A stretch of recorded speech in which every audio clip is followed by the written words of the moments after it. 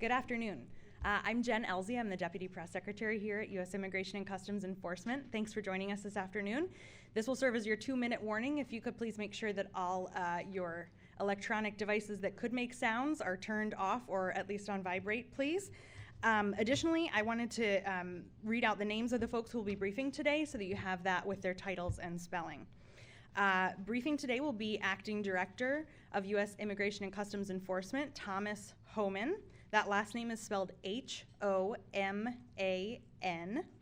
He'll be joined by Deputy Executive Associate Director of ICE's Homeland Security Investigations, Mr. Derek Benner. First name spelled D-E-R-E-K, last name spelled B-E-N-N-E-R. And we'll get started in just about 2 minutes. Sure. The second one is, I know it's a lengthy one, Deputy Executive Associate Director, and he's within Homeland Security Investigations, which is one of the operational components of ICE. So we'll be right back in just about 2 minutes.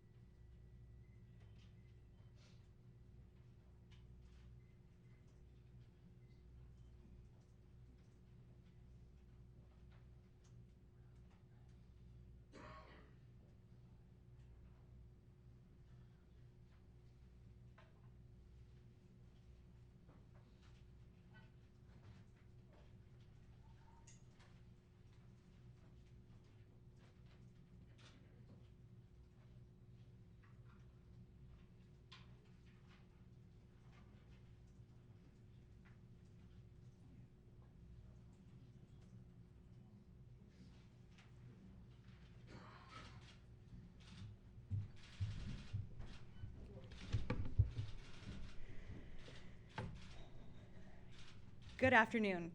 Thank you for joining us today for our announcement. We'll begin with remarks, and then our briefers will take questions after they've both completed their remarks. At this time, I'm very pleased to introduce the Acting Director of our agency, U.S. Immigration and Customs Enforcement, Mr. Tom Homan.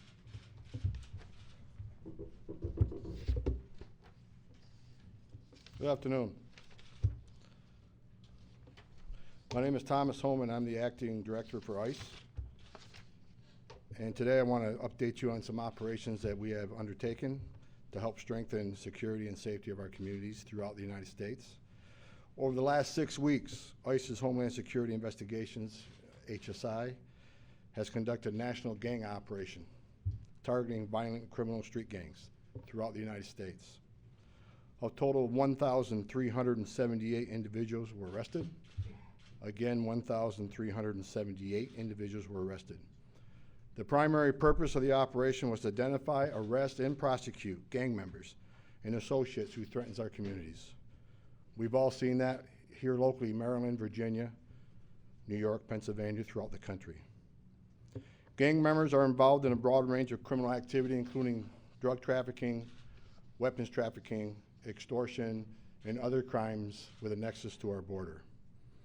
Today's announcement reinforces ICE's commitment to combating the world's most dangerous and ruthless transnational criminal gangs. Let me be clear that these violent criminal street gangs are the biggest threat facing our communities. Today we speak about what we have done the past 6 weeks, but I want to make sure there's no mistake. We are not done. We have a laser focus on these groups, and we will continue to actively pursue them wherever they are in the United States. This is one of our highest priorities and will remain so. At this time, I would like to introduce Deputy Executive Associate Director Derek Benner to give you more specifics on this very successful and ongoing operation.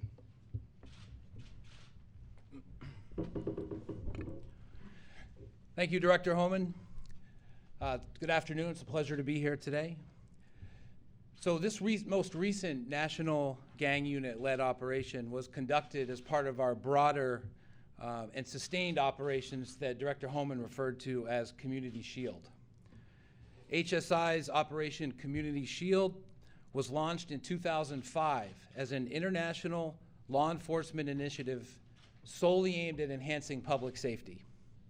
These operations feature partnerships with existing federal, state, and local anti-gang efforts and are specifically designed to identify violent street gangs and to develop critical intelligence on gang members and their associates. Since 2005, HSI special agents working in conjunction with our partners have made more than 47,000 gang-related arrests under the Community Shield umbrella. Our goal at the end of the day is to arrest, prosecute, imprison, and deport and remove transnational gang members, as well as to suppress violence and prosecute criminal enterprises. This latest operation,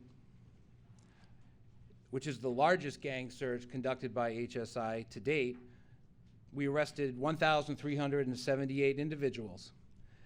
Nearly 1,100 were arrested on federal or state criminal charges, including murder, assault, and other crimes of violence, to include narcotics trafficking and weapons trafficking. 3 of the arrests were made for assaulting law enforcement officers. We also seized 238 firearms and almost $500,000 in U.S. currency, which represents proceeds from the gang's illicit criminal activity.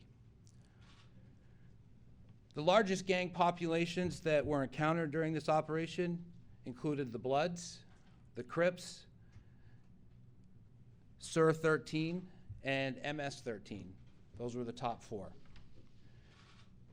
A total of 280 individuals out of the 1,378 were arrested on administrative immigration violations and will be processed administratively for removal from the United States. Enforcement actions conducted during the operation included, here in Washington, D.C., the arrest of 11 MS-13 members. Here in Washington, D.C., Virginia, and Maryland, a total of 52 arrests were made, 29 of which were MS-13 gang members. In San Diego, as part of a larger, longer-term criminal investigation, there was an arrest of 23 gang members and associates, the seizure of 17 firearms, and several thousand rounds of various calibers of ammunition. In both of these examples, and in nearly every arrest made during this operation, HSI was assisted by state and local and federal law enforcement partners. Our partnerships with federal, state, and local and international law enforcement agencies are the most critical aspect to the success of these gang operations. Law enforcement partners provide actionable intelligence, which is critical in the targeting of gangs and their membership that are operating in our communities here in the United States. The intelligence gathered from surge operations like this one helps HSI to continue to pursue complex criminal enterprise investigations and federal prosecutions. In closing, I would like to congratulate the men and women of HSI and our law enforcement partners for this operation. Their efforts have provided 1,378 reasons why our communities are much safer today. Thank you.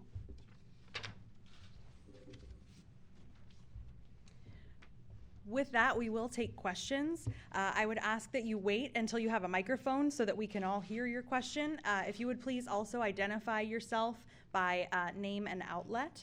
and we can start with questions. Alicia? Alicia Caldwell with the Associated Press. Can you tell us, of the 455 foreign nationals, how many of those folks are without status? Additionally, within the MS-13 breakout, how many of those arrests were individuals, either foreign nationals or those without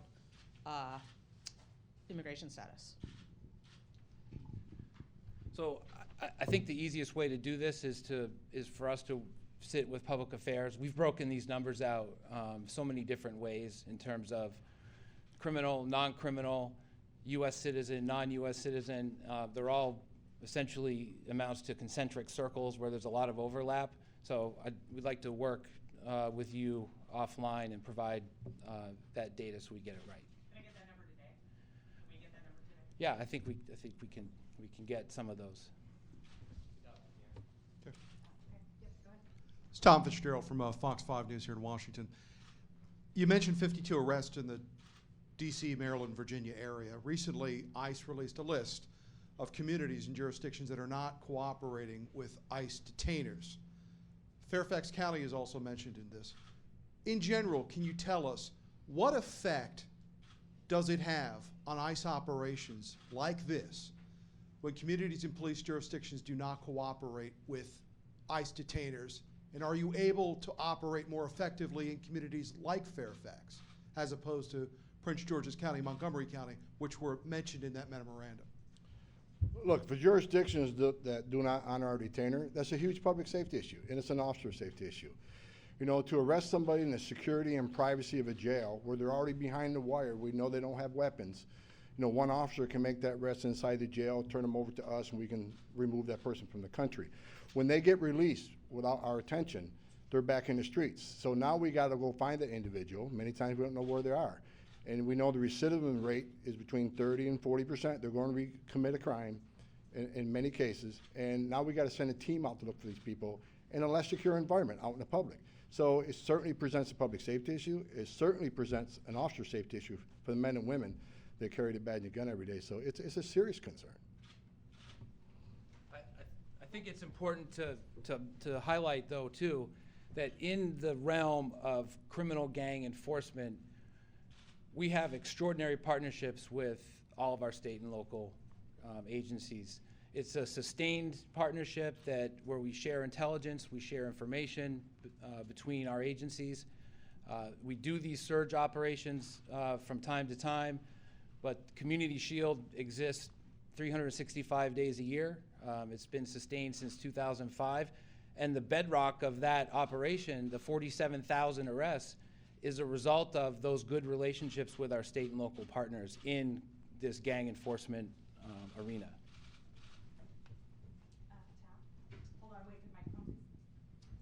Thanks. Tal Copen, CNN. I'm curious, how do you guys identify potential gang members to target? What kinds of databases are you pulling from state and locals? And is there any concern about incorrect information getting in there? For example, a case out of Chicago where a man says he was incorrectly identified as a gang member and ended up injured in a police incident. So there's many, we have criteria here at ICE and HSI that we use to determine gang membership and gang affiliation. There's varying degrees of that. The state and local fusion centers are a huge source of information. They work with our intelligence program and our special agents. And I want to be sure to highlight the fact that we don't rely on one or two indicators alone. It's a well-vetted process where we're taking in information. State and local agencies have dedicated gang units and gang suppression teams that's just what they do 24 hours a day. So their information combined with our information is I think a pretty effective way of eliminating the chance that we misidentify someone. I would say that's also the reason we team up together in these operations, is because when we bring ICE's criminal and administrative authorities and combine it with the state and local authorities and intelligence, there's pretty much no area that we can't cover. Thank you. Ron Nixon from the New York Times. Quick question on the unaccompanied minors. I see that you said 10 individuals that were arrested in this operation across the border. Were they already MS-13 members, or were they forced to become gang members? Do you have any sense of their status in terms of this gang before? So the best information we have right now is that of the 10, there were 8 MS-13 members as of this operation. Now, where they became MS-13 members, we don't know. But let me talk about that recruitment effort a little bit, because there's a lot of information about how gangs are recruiting specifically unaccompanied children and MS-13. That is a much smaller subset of the way gangs recruit altogether. The same tactics that gangs use in their narcotics transactions, their weapons trafficking, their coercion, their extortion, they use in their recruitment efforts. They prey on the vulnerable members of our communities, and unfortunately many of the times those are minors, whether it's in schools or in neighborhoods. So those same tactics to recruit are used in their illicit organizational enterprise.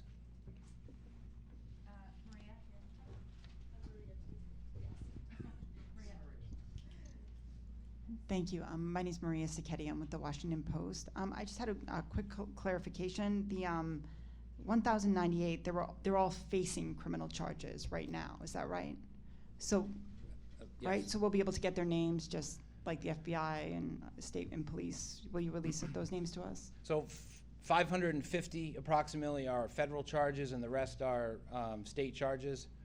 And those are subject to the normal kind of open public record, public source of all criminal charges that we're used to. So will you provide those to us? I'm going to Okay, all right, great.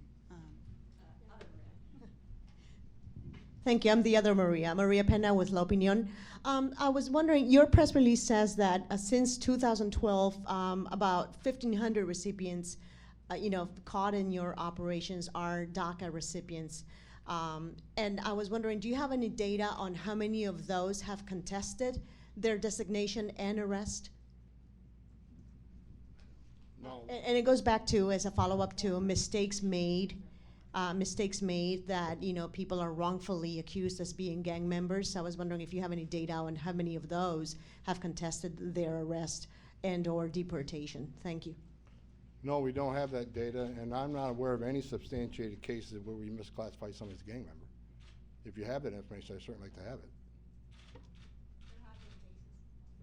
In the back here? Hi, my name is Ariel Moutazos from Televisa, Mexico. Do you know how many Mexicans of the foreign are involved in this?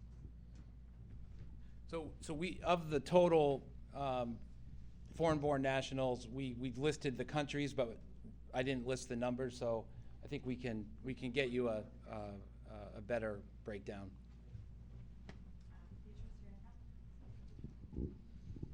Hi, I'm Beatriz Pascual with EFE, it's a Spanish newswire. I wanted to ask you about the 3 individuals arrested during this operation that had DACA. What were the charges against these people, and if you could walk us through the process of how you take out the DACA from these people, how that works, what are the criteria? Thank you. You have the information on the criminal? Yeah. So there were a total of 3 DACA recipients that were encountered during this operation.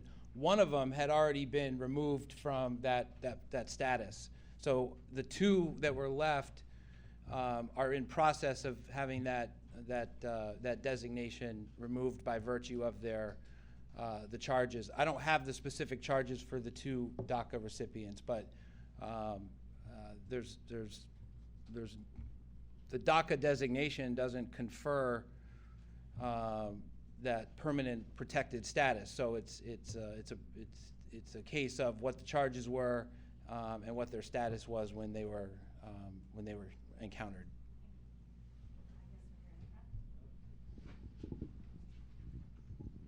Yeah, Yeah, Director Holman, there was a report yesterday that the agency. Oh, sorry, Fernando Pizarro, Univision. There's a report yesterday that the agency changed or sent letters to lawmakers about private immigration bills, making it a little harder for members of Congress to shield some people from deportation. What's the rationale? Does the agency feel there are too many of these individual bills and makes it too hard for you to operate? Well, the rationale is in the last few years we pulled the numbers. First of all, this change in policy started under the last administration back in November.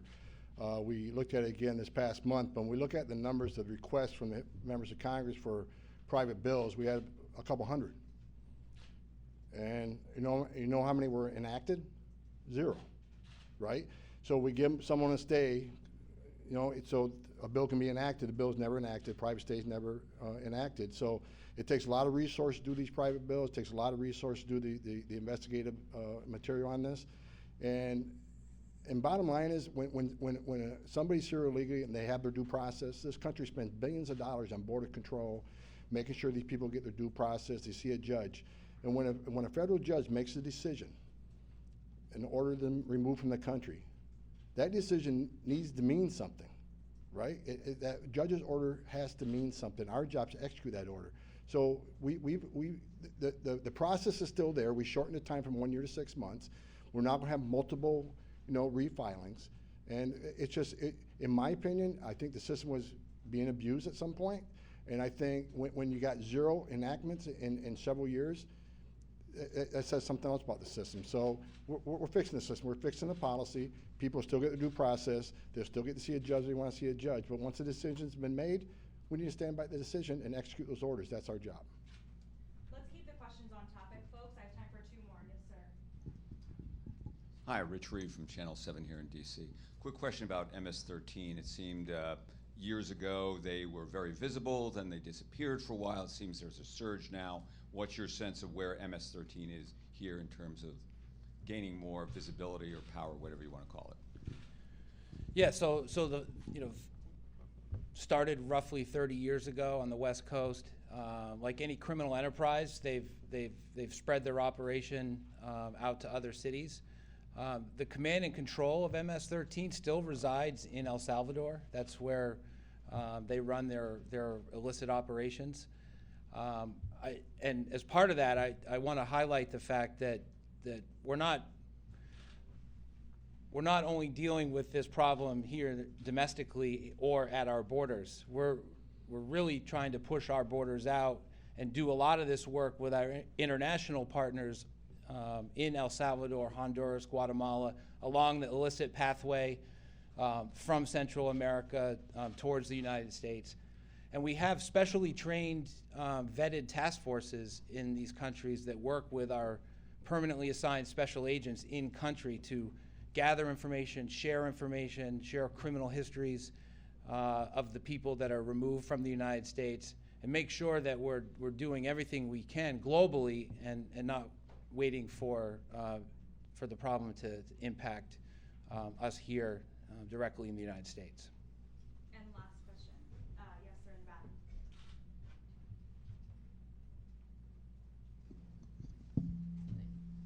back. John Batts, CBS. I was just wondering, you list lots of different criminal activities, including drug trafficking, weapons smuggling, human smuggling, sex trafficking, murder, and racketeering.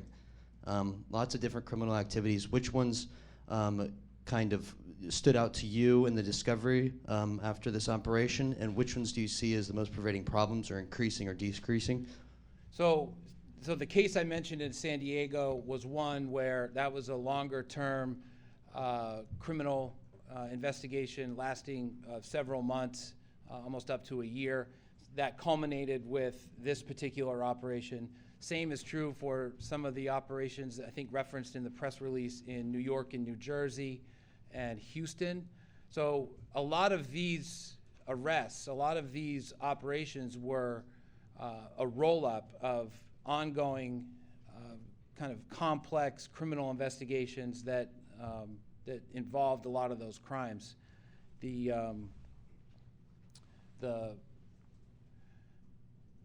one interesting aspect of the San Diego case in particular was noticing a shift in how criminal street gangs are actually starting to work together across territorial boundaries, which we're all familiar with the way gangs operate historically, and the actual movement outside of their territory or turf or outside of the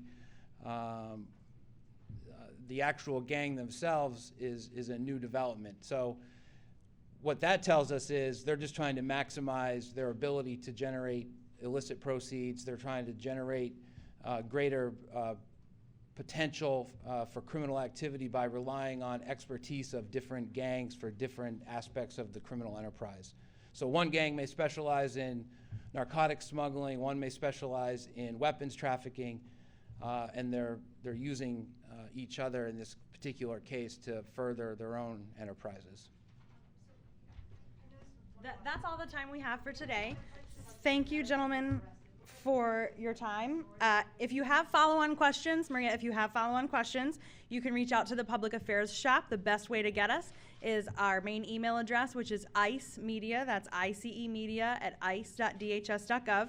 Send us your follow-ups and we'll get back to you just as quickly as we can. Thank you all for coming today, and thank you, gentlemen.